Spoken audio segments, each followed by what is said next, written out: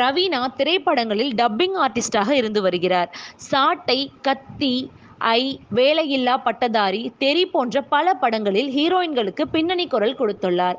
கடந்த 2017ஆம் ஆண்டு வெளியான ஒரு கிடாயின் கருணை மனு என்ற படத்தில் நடிகையாக அறிமுகமானார்.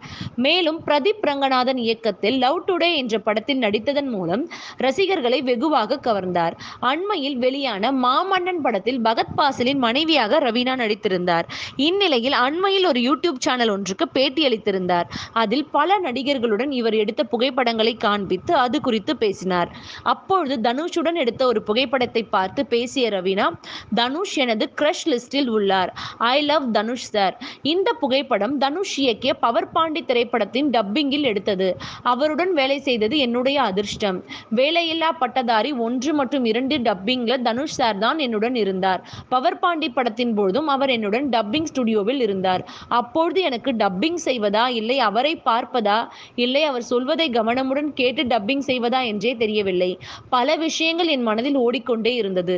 பொதுவாக டப்பிங் பண்ணும்போது எனக்கு அவ்வளவு பதட்டம் இருக்காது. ஆனால் தனுஷ் சார் பக்கத்தில் இருக்கும்பொழுது டப்பிங்கில் கவனம் செலுத்துவது கஷ்டமாக இருந்தது என்று ரவீனா பேசியுள்ளார்.